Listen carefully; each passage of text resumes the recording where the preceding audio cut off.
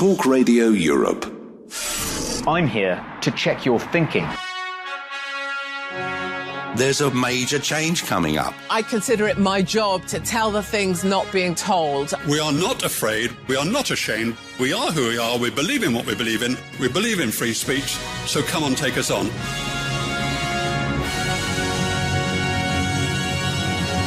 The Good, the Bad and the Ugly. Presented by John Harper. He decided not to take that lying down. So come on, take us on. Good evening.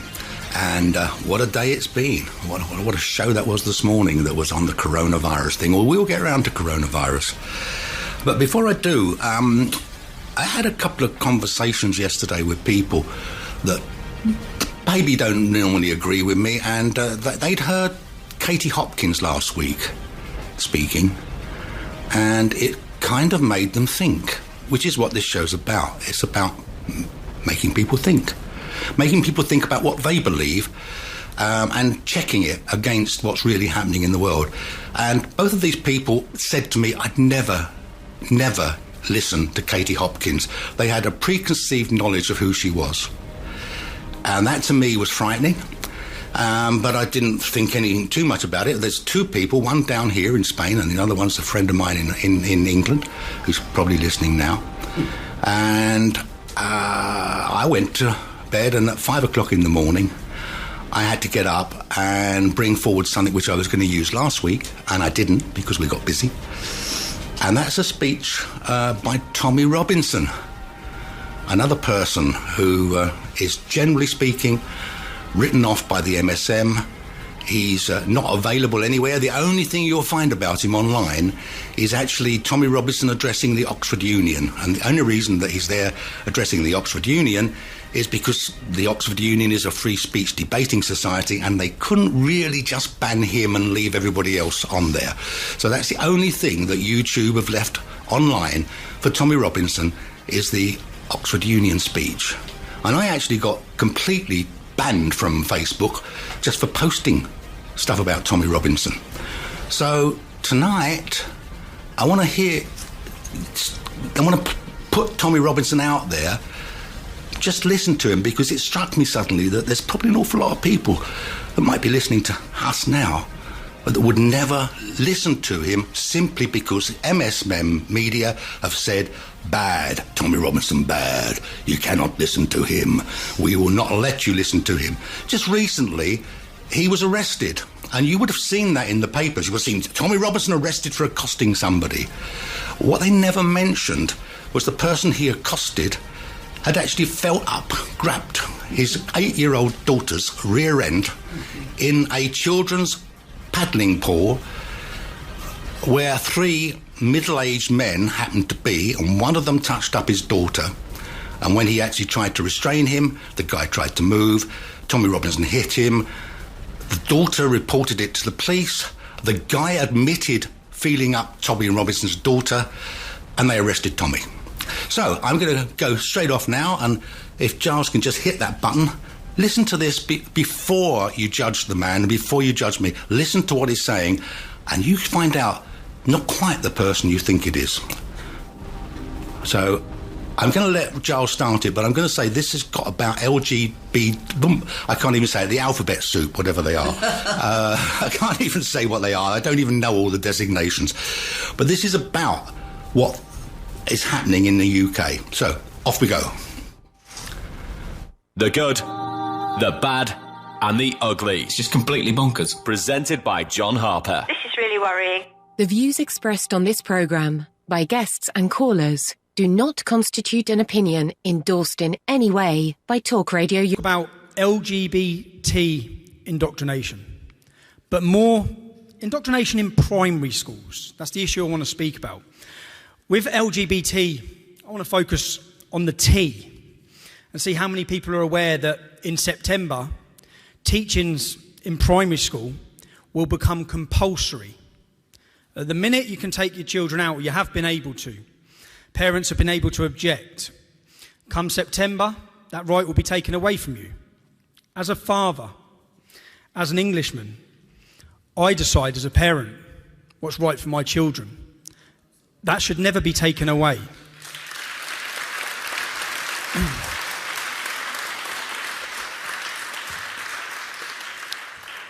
In a Welsh school, they held a meeting about this forced indoctrination, about the fact that you will no longer be able to decide what's taught to your child. 90% of parents objected to the law that's coming. In Wales, they followed straight through anyway, ignored the 90%. We know that so often. Ignore the majority, ignore what they want. We're going to decide what we're pushing forward with. Now, the wake-up moment for me, and the moment that really shone a light on this for me, is how many people saw the protests of parents in Birmingham, Muslim parents, outside of schools. I'll be honest, I saw it, and I thought, actually, it fits with what I talk about. Is this homophobic Muslims following the teachings of Islam? It would have been a very easy point to push or to get behind. And I started watching and listening. I found out that a Muslim child come home from school, primary school. Remember that, primary school, under 11. I believe this little girl may have been 6 years old, come home and told her mum and dad that she can be a boy. Now that was the issue that raised the problem for the Muslim parents. They then started looking at this program that was being taught to their children. Again, I would have been of the mindset, are these homophobic Muslims? Is this the reason? I looked at the school. I saw that the man who's running this education system within the school is homosexual. So then I investigate to see if there's been any previous complaints at the school by Muslim parents about having a gay man teach their children, which there hadn't.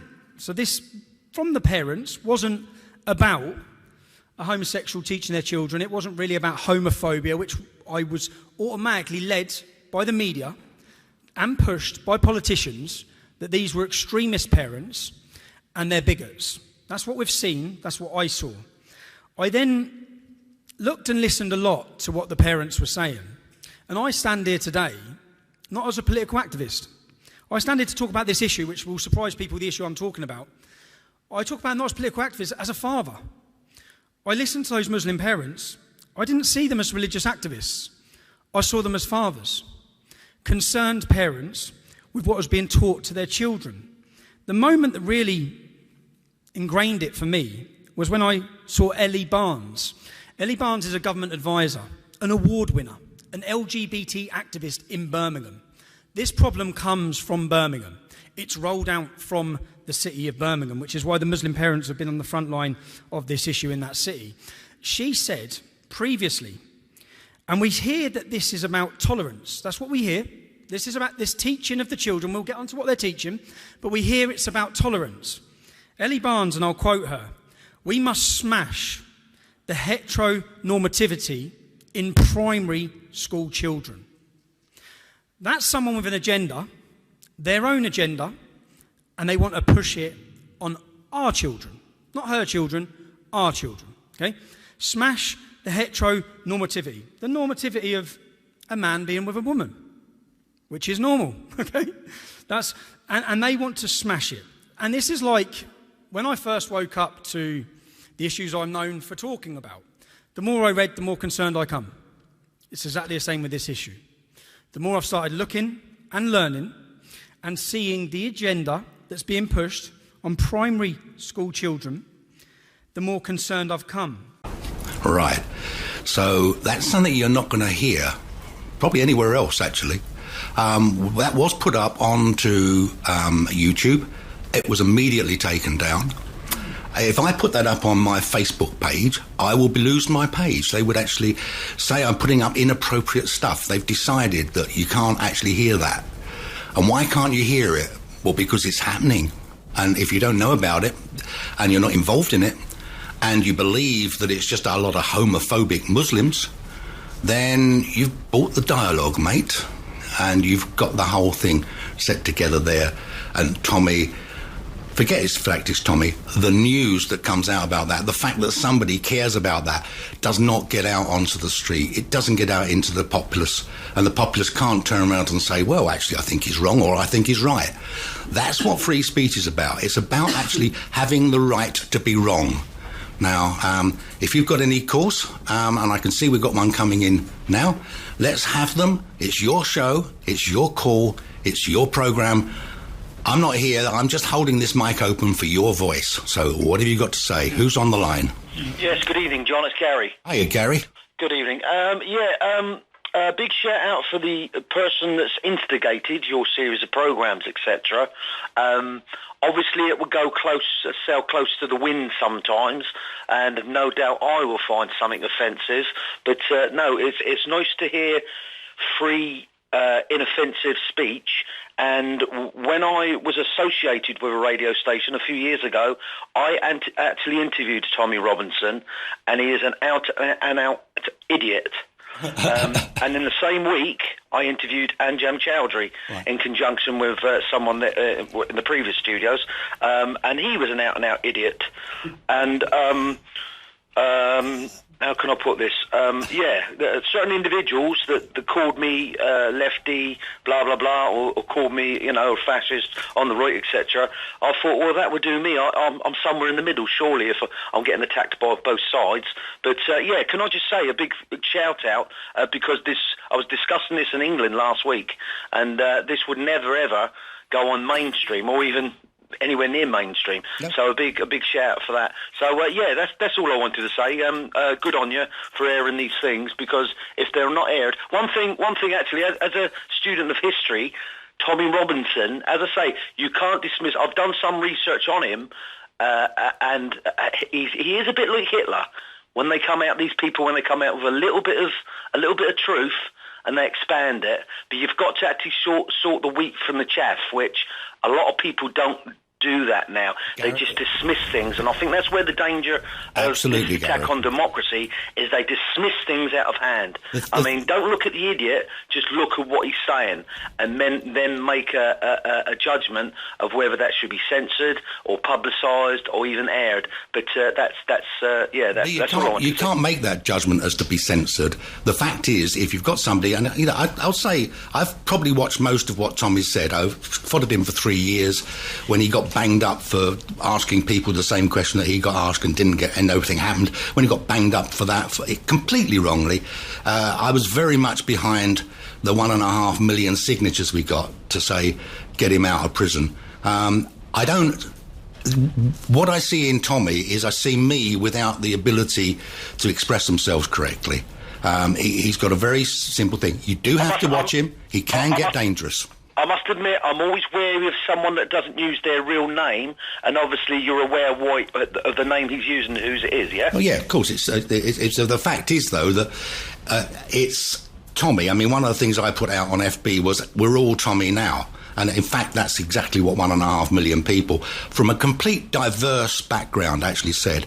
The people that I was looking at and working with on that campaign, if you like, were across the spectrum. And it actually taught me something. It taught me that I'm not right-wing, I'm not left-wing, I'm not any of those things. I'm apolitical, if you like. Yeah, I'm exactly the same, yeah. But, I mean, what I'm looking at with Tommy is you can't silence somebody like that. It actually makes the situation worse. If you want to actually do something about that, you've got to answer what he says, and you've got to answer it in a way that the public can go, yeah, you're right, he's a bit loony. That's okay, but you can't censor.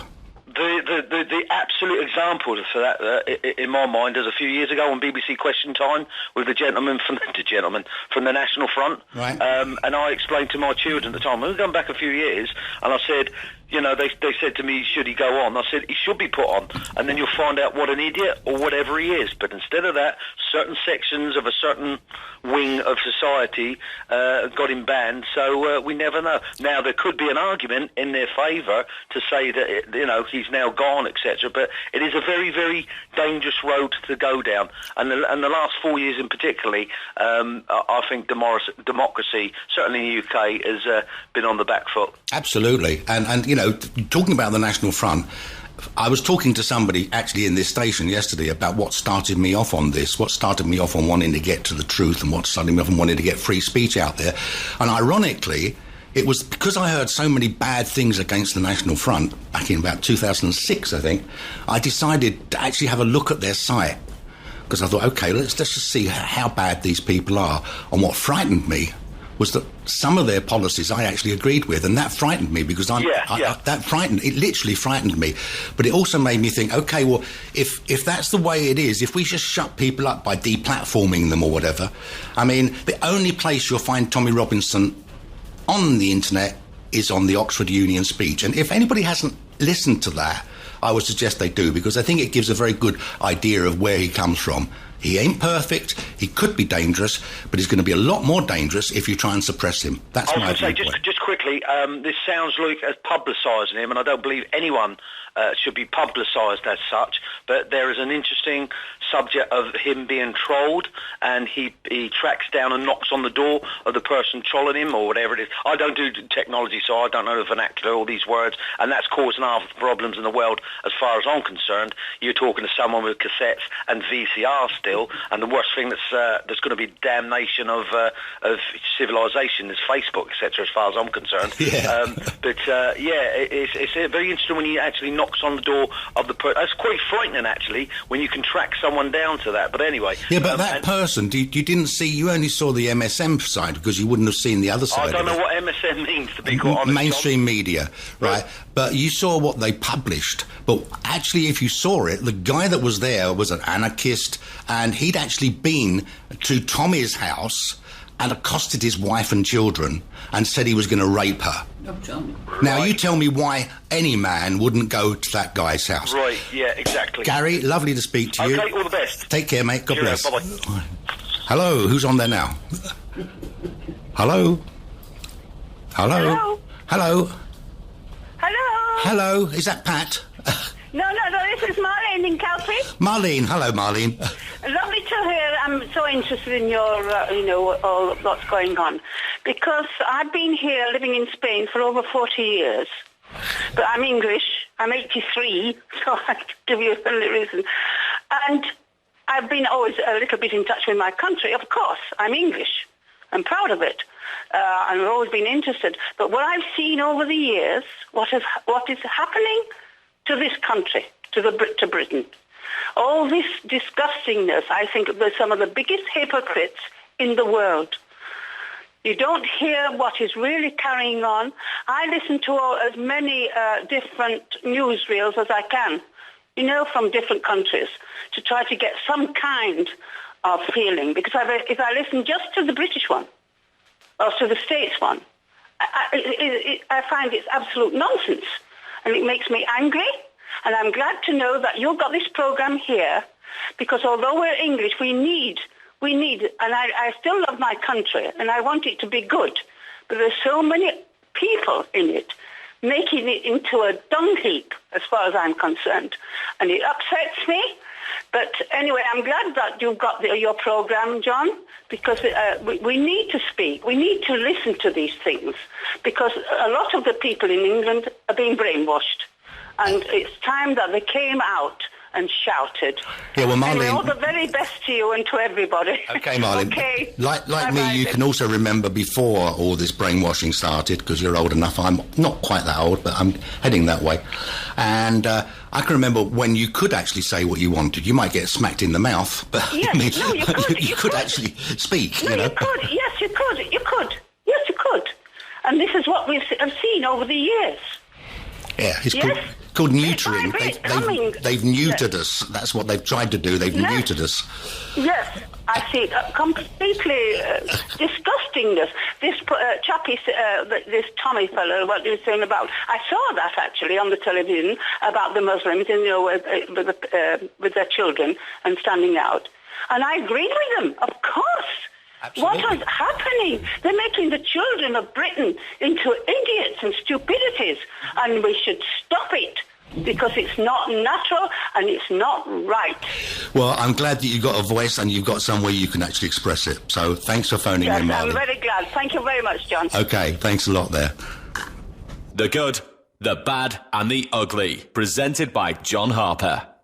If you want to get involved with the show, 952 78 4000 is the phone number. studio@tre.radio is the email, studio@tre.radio. Facebook page is Talk Radio Europe Official, although there is also a GB&U on Facebook. GB ampersand. Ampersand. The squiggly U on Facebook, and you can WhatsApp me on +34 645 99 67 95. Got an email in here on studio@tre.radio talking about coronavirus, which we covered in Viewpoint this morning. This is in from Campbell. Coronavirus, stop saying it's a bad flu. A doctor fighting the Italian outbreak has a dramatic account on Sky News today, saying that fighting the COVID-19 outbreak is like fighting a war.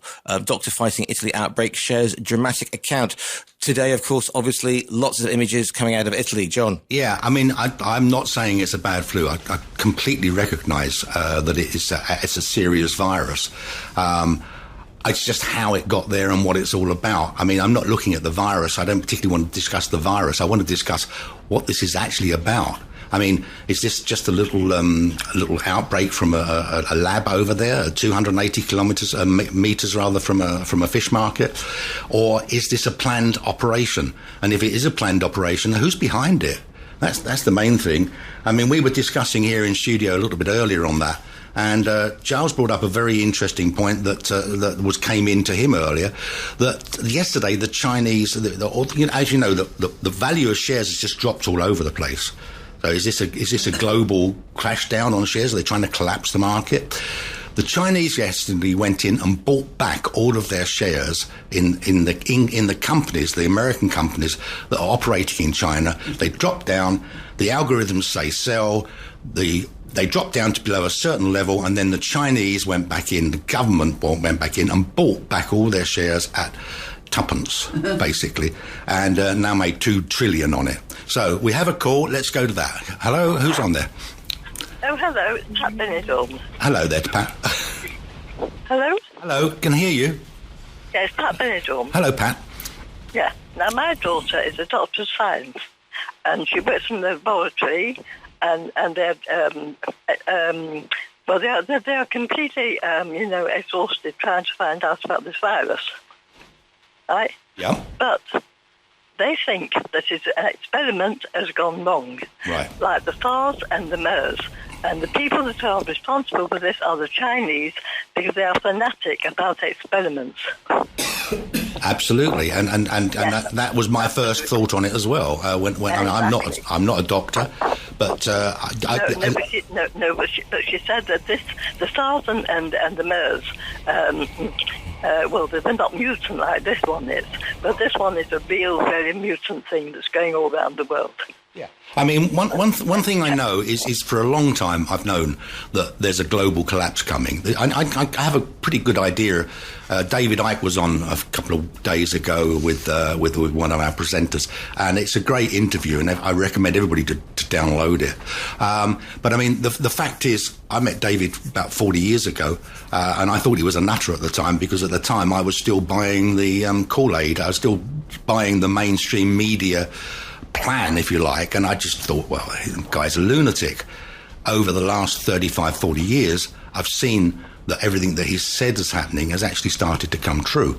And we do have we have a battle on here between globalism on one hand and it's absolutely. She said, that this is a war of the virus. But the thing is, the Chinese have got to be stopped, because they are well fanatical about experiments, and they have killed a lot of their own people, but they won't stop unless they are stopped. Well, I mean, that's a good thing.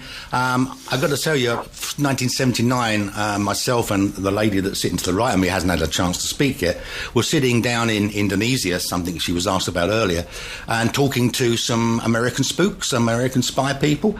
And I said to the guy, who knew what he was talking about, how do you see the future of the world? And he said Chinese and English speaking, and that's exactly the way it's turning out. How do you stop the Chinese? It's very difficult, because they've just bought back all the American companies that they had stock in.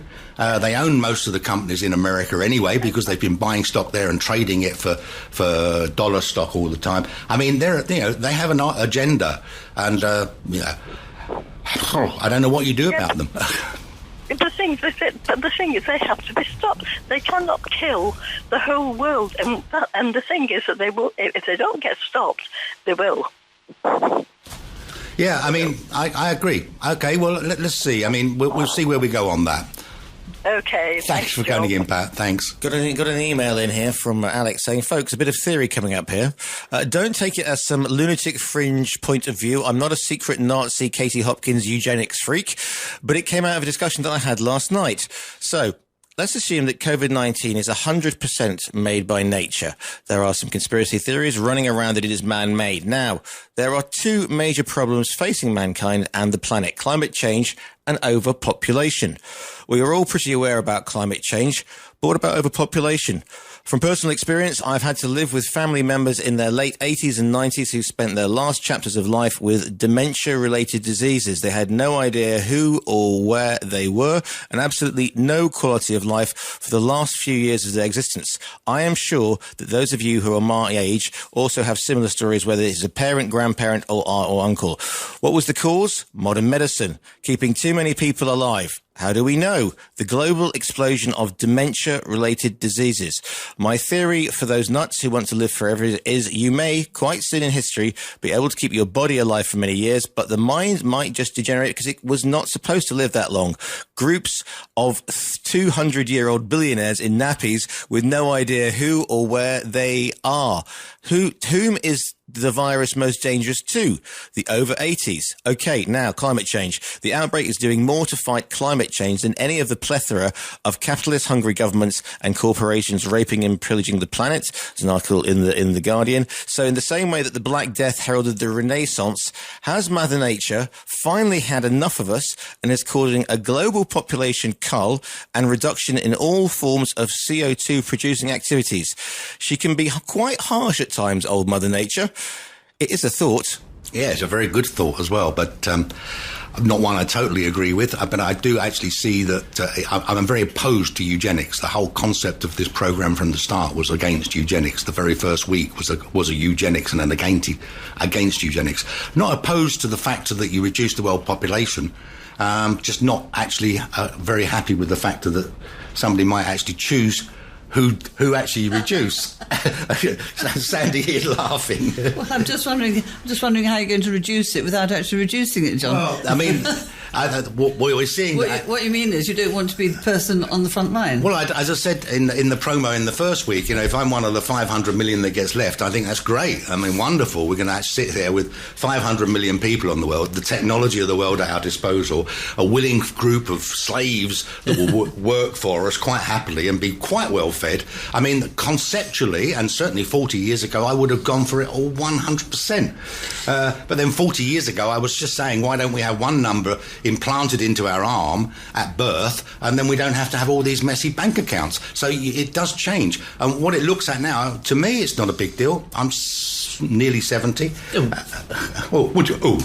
got over a year to go. Yeah? I've got over a year to go, yes, Sandy. But the fact is that...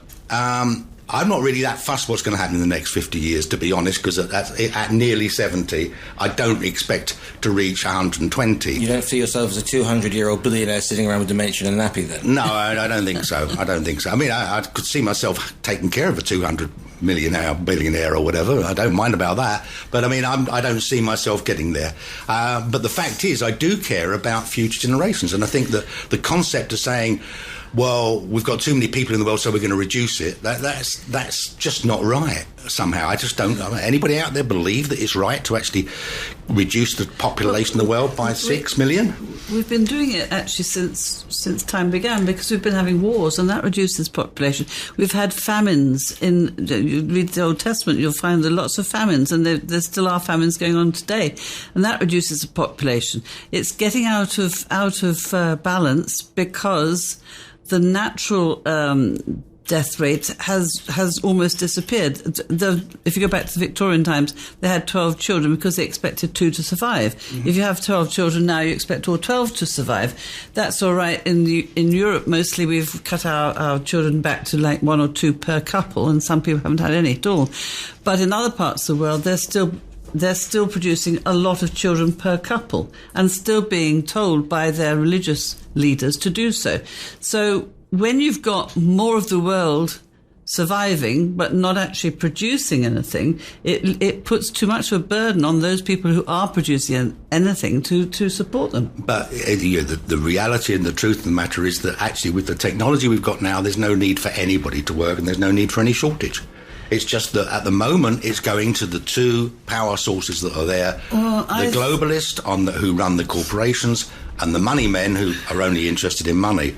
952 78 4000. Anybody out there? You've got a call coming in. This is something that came in. This is using Winnie the Pooh, believe it or not, as an analogy. Thank you very much. If bear with me, where are we going? Piglet asked Pooh. We need to get supplies, said Piglet, for the coronavirus. Said Pooh, nodding in understanding. Things like bread, milk, cough mixture, tissues, and cat litter, even though we don't have a cat. Piglet did a little laugh and a sort of leap and a bit of a cough. No, said Piglet, no, these aren't the sort of supplies we need at all. What we need are family-sized bags of chocolate buttons, massive Toblerone, jelly babies and crunchies, and a freezer full of stuffed crust pizzas, and all the prosciutto we can possibly carry, so that when we get quarantined, we won't mind even slightly. Those are supplies. All of a sudden, Pooh thought the idea of a coronavirus didn't seem quite so bad, and actually getting quarantined with Piglet and other supplies really didn't sound such a terrible thing after all. Oh, Piglet, said Pooh, I really do think you are a very wise animal. Bear with me on this one. As they walked along, they spotted Eeyore, stood by a stream watching the sticks that float by. Hello, Eeyore, said Pooh. We're off to buy supplies to sit out the quarantine. Would you like to come? No, thank you, said Eeyore. I'm going to stand here, look at the stream and contemplate the economic impact of a media-induced panic that several companies are projecting folding straight out of Brexit. Also, the NHS being brought to its knees by a huge panic, and the social impact of people distrusting others because they look or are associated with China. People are dumb. Well, that's sad, said Pooh. I much prefer getting faced and eating pizza. The ironic thing, smiled Eeyore, is that panic induces the stress response, and the first thing the stress response does is switch off the immune system. Said Pooh. Why would the media do that? I don't know, said Eeyore. I just watch sticks. Hey, excellent. Well done, whoever sent that in. I mean, we're looking at people saying we're going to sit this one out. We're going to sit quietly in our homes with our prosciutto and our toilet rolls. And we're going to do it for the good of the country, apparently. Well, yeah, I've said now several times, I'm very confused by this because I don't understand why, on the very small chance of catching a virus, you're going to stop your life. I don't understand that. We have gone through so many things in the last, 100 years. We've fought world wars. We've fought the Cold War. We've fought all sorts of wars, real and imagined. And now, because you might catch a virus, you're going to sit at home surrounded by lube paper and eggs or whatever it is you fancy eating. I don't understand it. Yeah, it was like you were saying earlier, Sandy. I mean, the fact is we've got too good at keeping people alive, and that was borne out by the person that wrote that one about 200-year-old billionaires or whatever. People are afraid. Suddenly death has become non-you. I mean, you can't die. It's just not allowed. You have to actually go on. I've got a pretty long lifeline. I mean, my father was 88, my mother was 86, my uncle, who died 2 weeks ago, was 96. So theoretically, I could be around for another 25 years. So but even then, I'm not worried about that. I mean, I looked at it today, and this is a government actually report. 2015, there were 29,208 people died of flu. In 2017, there was 26,408 people died of flu. And those are the ones reported of dying of flu. They're reported of dying of flu, yeah, not even the ones that just got put down as pneumonia. We have a call. Who's there online? Yeah, hi, John, isn't it? Yeah, it's Kathy from Torreblanca. Just want to wish you luck with this show, because I'm very radical. I like to hear viewpoints of all different sorts. And I agree with Sandy. I mean, if you take the numbers, I know they say, there's so many thousands here and there, but if you take how many people are dying through a virus all over the world, it will be much, much more. Absolutely. That's why I look at it. I'm not saying it's not fun, because I live in Torreblanca, which is Fuengirola, and we've heard of it around here, etc., etc. And I've got asthma. I've always had asthma, so I'm not too happy about it. But I've been there before because I have asthma. I've been there before with bronchitis and respiratory things. I've had to go through them, But I can't understand when you look at the whole world and they're making this seem like it's the plague, the Black Death. Yeah. And it is exactly, you see, you've got to look at what is happening before. Somebody told me a long time ago when I was in London and somebody in government said to me, nothing happens by chance. Nothing happens by chance. And, call me suspicious, call me a conspiracy. No, I get you. Yeah. You know, so what's behind it? Well, you could be that, as I said, China had just bought back all their stocks from American companies who bowed out because the algorithm said now's the time to move, and they've just bought back their whole industrial complex at tuppence. So there's one good thing on there. But the other thing you've got to look at was this the globalist actually trying to actually crash the economy? That's one aspect on there. Was this actually the hedge fund managers trying to actually make a lot of money by actually buying in stocks when all the prices went down? There are a lot of things that are outside of the square. And you see, everybody looks at what they give us, what they present. This is the situation, and I just don't. I've never looked that way. I've always been weird and freakish, if you like, to look outside of there and say, well, what's actually happening here?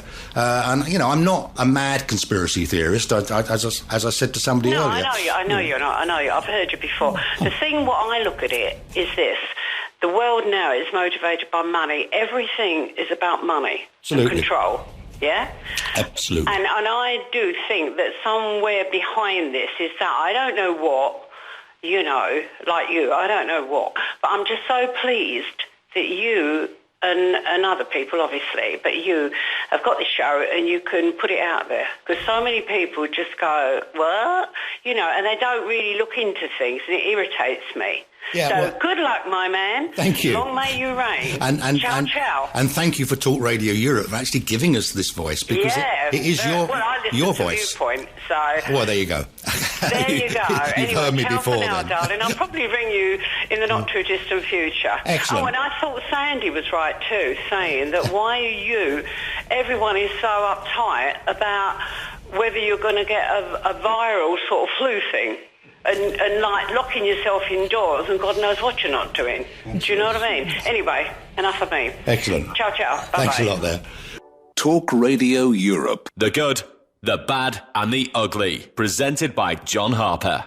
952 78 4000 is the phone number. studio@tre.radio is the email. There's a Facebook page, Talk Radio Europe Official. Also there's a Facebook page, GB&U. You'll find it on Facebook. And you can WhatsApp me, +34 645 99 67 95. WhatsApp in. Sandy, you don't understand it, as you don't have or presumably know someone with a compromised immune system. Oh, yeah. And looking at the mention of LGBT is not a great look. I didn't say anything about LGBT. I do know people with compromising health issues. I know somebody who's just been taken into a retirement home because she's no longer able to look after herself. I know people who've got severe asthma. My husband actually died of emphysema. That's pretty nasty. Any of those people with underlying health issues, of course, should take much more care of themselves than healthy people. What I'm talking about is the average healthy person who has no normal concerns about going out and about. And that's why I don't understand why perfectly healthy people are taking, I think, unnecessary precautions. People with asthma, people with diabetes, people with heart problems, people with high blood pressure, any of those people, and everybody else who's got health issues, of course, they should be taking much more care of themselves, but they should be on an everyday basis. Shouldn't have to have a virus going around the world for them to do that. Got a WhatsApp in here as well from Joe saying, I work in Benidorm, helping people with residences, zip cards, driving license exchange, etc. I'm also part of the Benidorm Business Association. We are doing campaigns to get bars, restaurants, etc. to have soap and towels in the bathrooms. We are having to run campaigns to get people to actually wash their hands and cough into tissues or your elbow. It's crazy that it takes something like this to remind people that coughs and sneezes spread diseases and to get people to be clean again. That's from Joe in Benidorm. Yeah. That phrase, coughs and sneezes spread diseases, we were taught when we were kids. Absolutely. So why has it gone away? Even I remember that. Even you remember that. Even you remember exactly. that. So all these things are natural things that we have sort of just disregarded over the last few years. Of course you should wash your hands all the time because you're touching surfaces which are full of bacteria and diseases and stuff being passed on from other people. You don't know who they are. Yeah, on the other hand, I once had a good friend staying with me and she was American. And I had to actually forbid her to have the bleach out because she was bleaching everything inside. Again, it's over the top. And it's over the top. And you have to actually let people build their immune system. Put this into perspective, and I know the flu is not the same as this, and this is much more serious and will have a higher take-up rate, but statistically, or breakdown, is much the same. 2018, out of the 26,408 people who died of flu, 6 were between 0 and 4 years. 2 were between 5 and 14 years. 1,462 were between 15 and 64 years. And over 65 years, 22,237. Well, and isn't that, unfortunately, the natural progression of life, that we live a certain length of time and then we die, from whatever it is? Well, it says 70 years and 10, which both of us are too near to. But anyway, there's a call coming in. Let's just have that person on now. Who's there? Hello, sorry, it's Sharon with a sore throat. I'm from Alicante. With a sore throat, Sharon? Whoa. Yeah, no, it's terrible. I hope I'm not breathing down the phone. Anyway, I think, Sandy, I may be wrong about this, but I think you can carry the virus, the CO19 virus, and if you can carry it and you're seemingly healthy, well worried, then you could probably pass it on to the vulnerable. But I'm not. I'd need to check that out. I think you can, because this is an incubation period of 2 weeks and stuff. Can I raise a couple of other points, please, John? Oh, please do. Right. You said that about people were afraid to ring in about immigration. I don't think so. I think you just had one of those nights where people didn't ring in, because when we talk about immigration on Viewpoint, people don't hold back. They do phone in. They do say what they've got to say, and they have been accused, some of them, of being racist and things like that. So I don't think that. You just had one of those bad nights, which I'm sure every presenter gets. So I don't think people are afraid to speak out about it. I listen to LBC quite a lot, and they're quite forthcoming on that as well. Regarding Hopkins and cockroaches, cockroaches. That woman is, well, I did listen to that, and there are two sides to this. First of all, she showed no signs of looking at things from the other side, and to talk about immigrants as cockroaches, you can't tell me that you agree with that. Surely not. I don't agree with calling anybody cockroaches, and that wasn't in that particular piece of. No, it wasn't. But she has done that. You have to look at the whole. No, listen, Pete.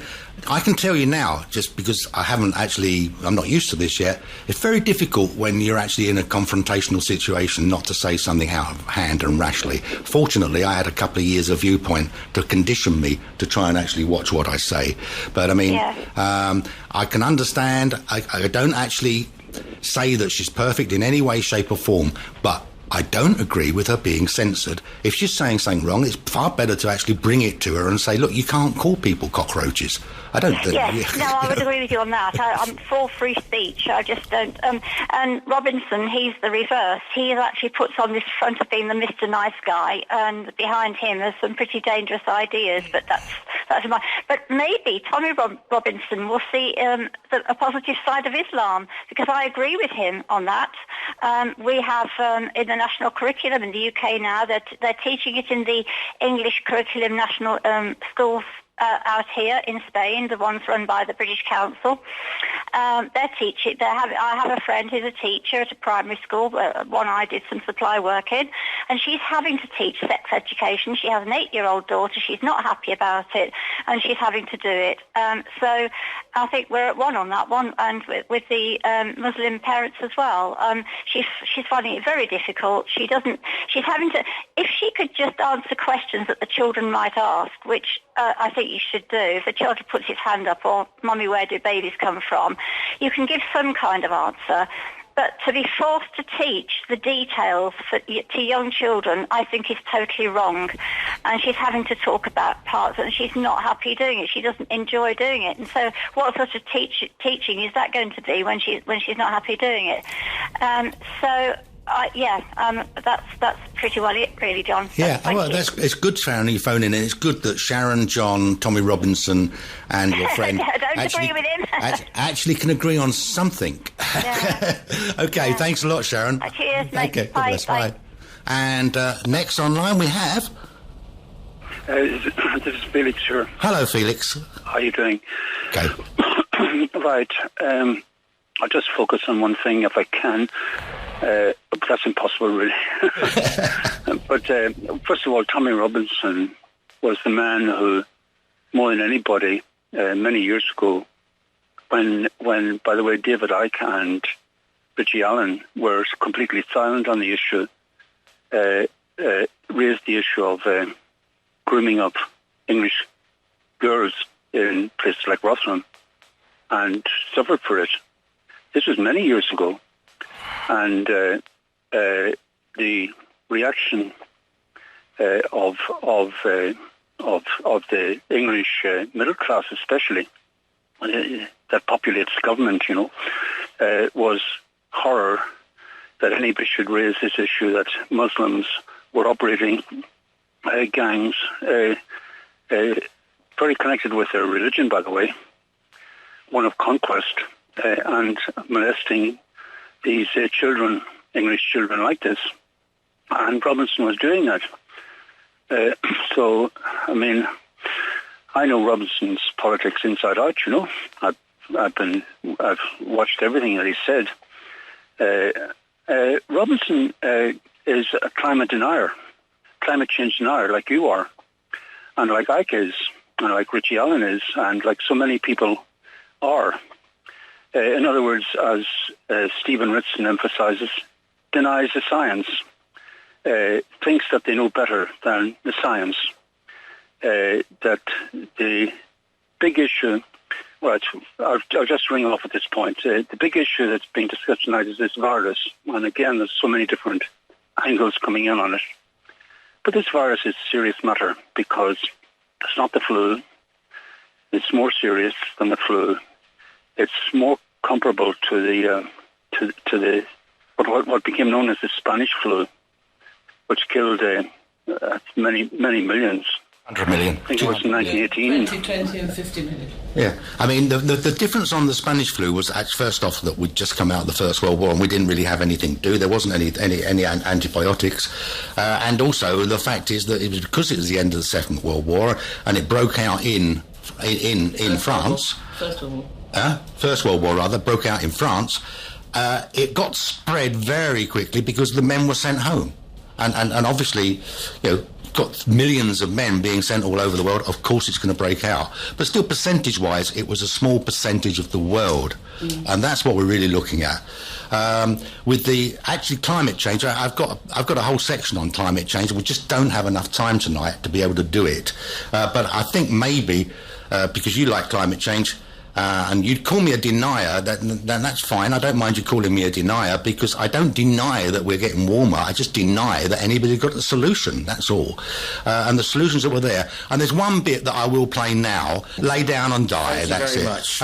See, we said it was going to not be here, but then it's here.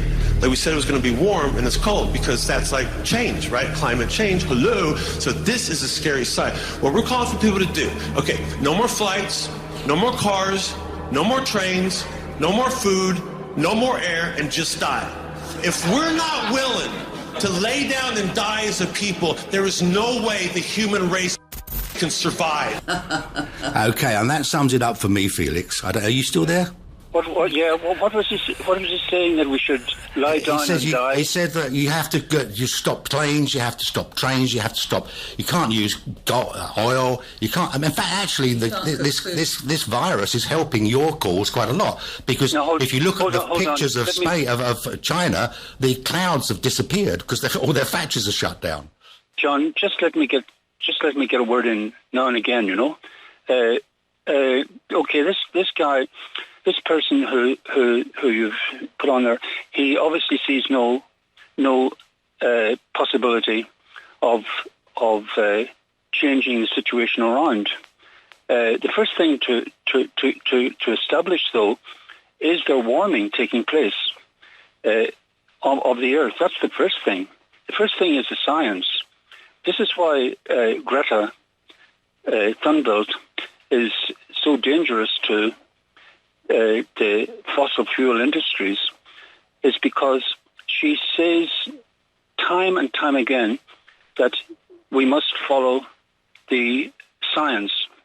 That she herself is not a scientist, but we must follow the science of global warming. And that's the first thing that has got to be discussed, really, and is not being discussed because people are afraid of the issue. Well, look, I've got two. I'll ring off. Bye-bye. Bye there. Bye-bye. I'm just going to read off from this then, actually. So this came into me earlier, and I thought it was relevant. It says this guy on the global warming. First of all, the long-term trend for planet Earth is a cooling one.